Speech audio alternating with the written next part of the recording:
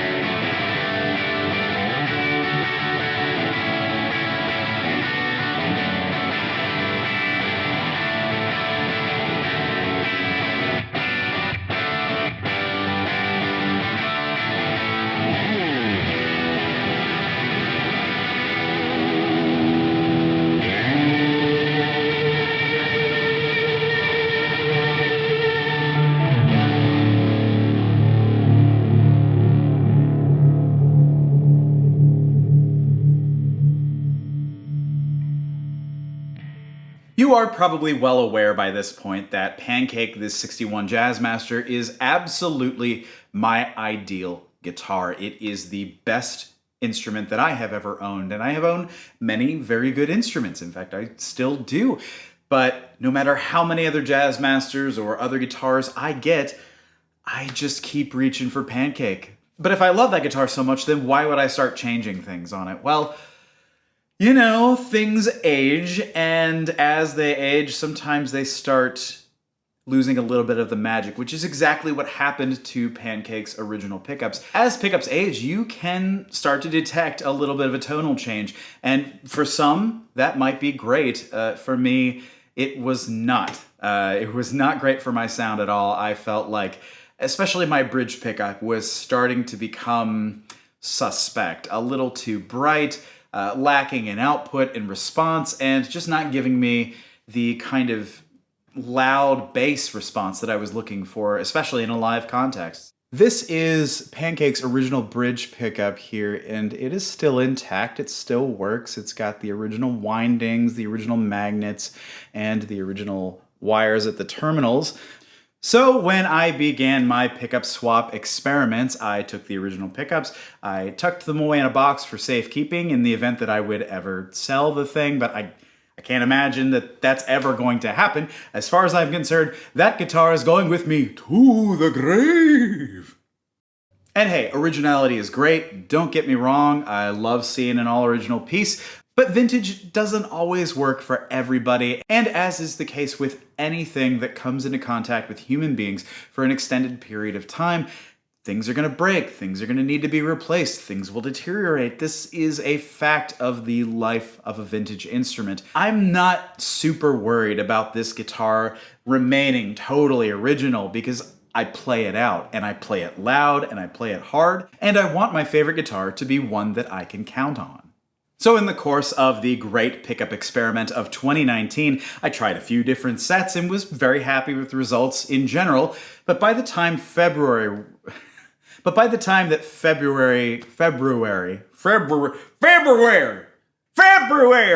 it's called February, always has been, say it right or don't say it at all. But by the time tour rolled around in early 2020, Fellow Robot was doing a West Coast tour the whole way up to Seattle and back down to SoCal. I realized that I needed something with a little bit more juice, something that would be versatile enough to get me some heavy sounds as well as those surfy middle position tones that I absolutely crave. And my good friend Curtis Novak was the first person on my mind.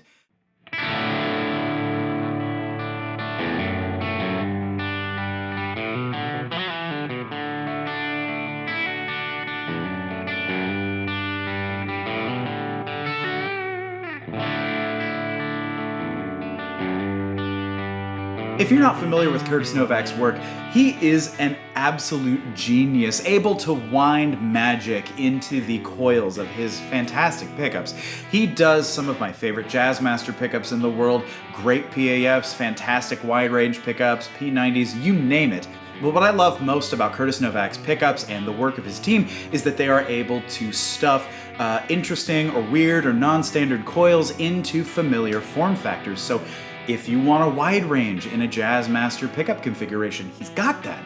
If you want a gold foil, if you want a Mosrite, you want a P90, a PAF, any of that, they all can fit inside the Jazzmaster cover, which makes Curtis Novak one of the first suggestions that I make when someone is looking for something a little different for their offset.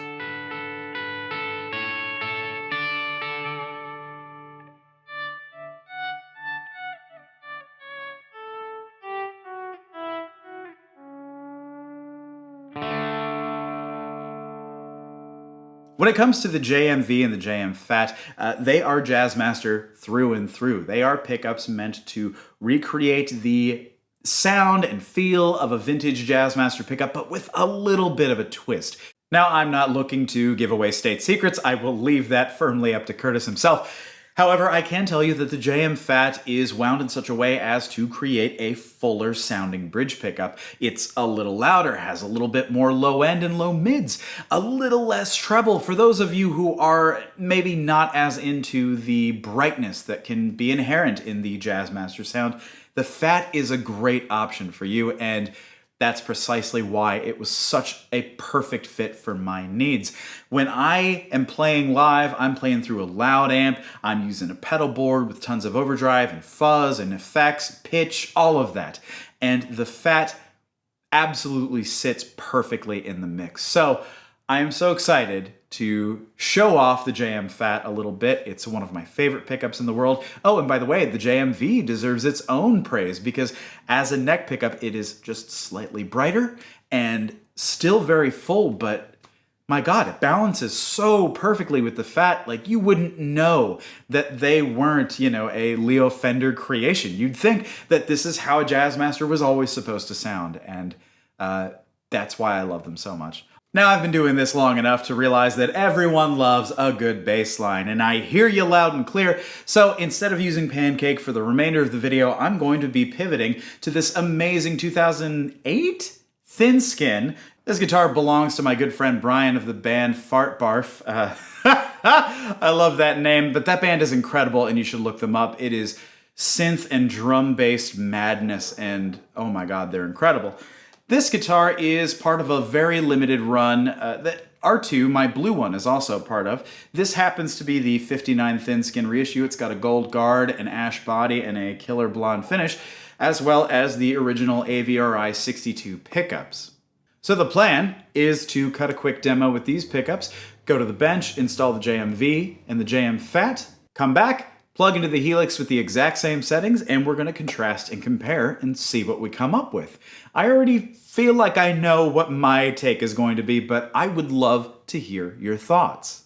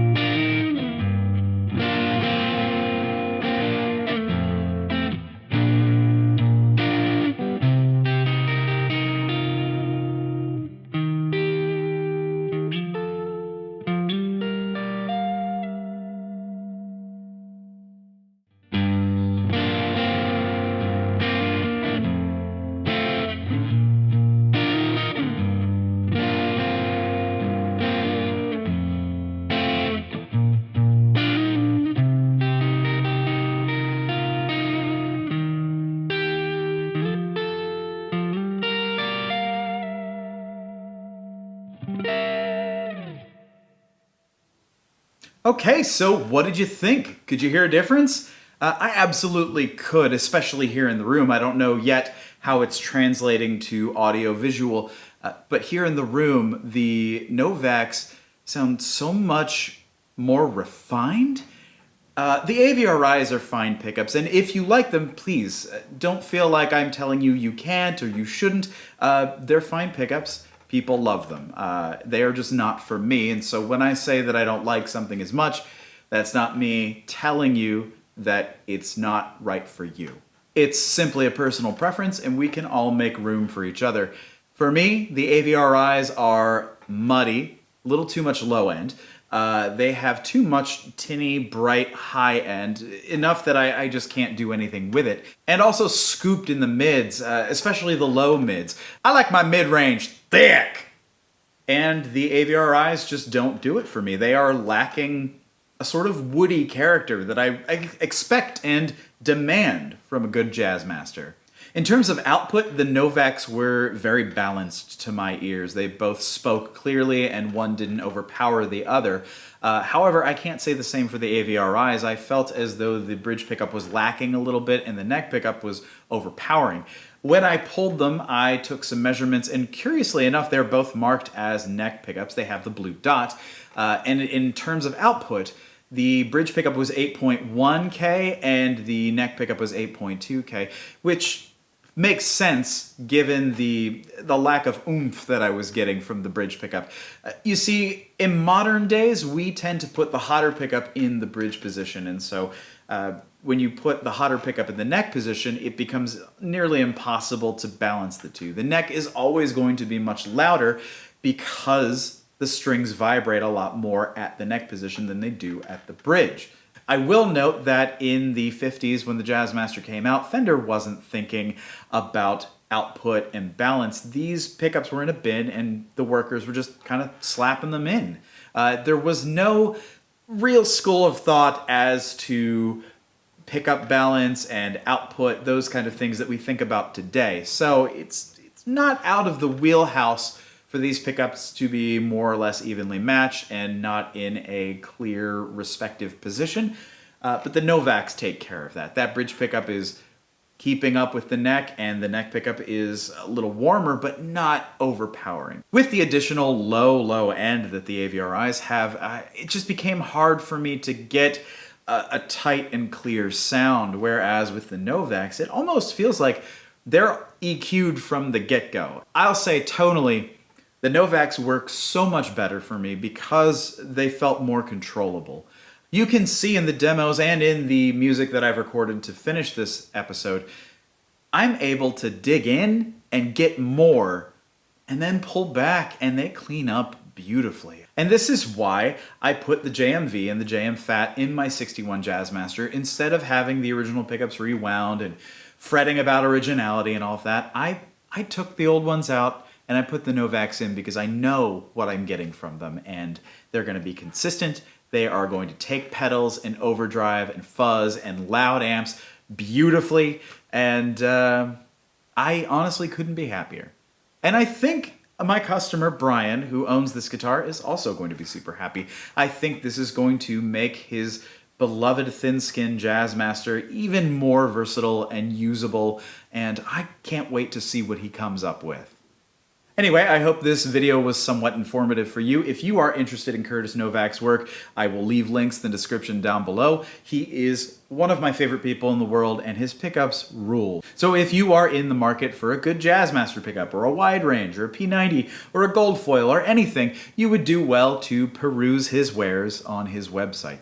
Again, that will be left in the description box down below. Anyway, thank you so much for watching. I hope you're doing well. I hope you're taking care of yourself and each other, and we'll see you in the next video.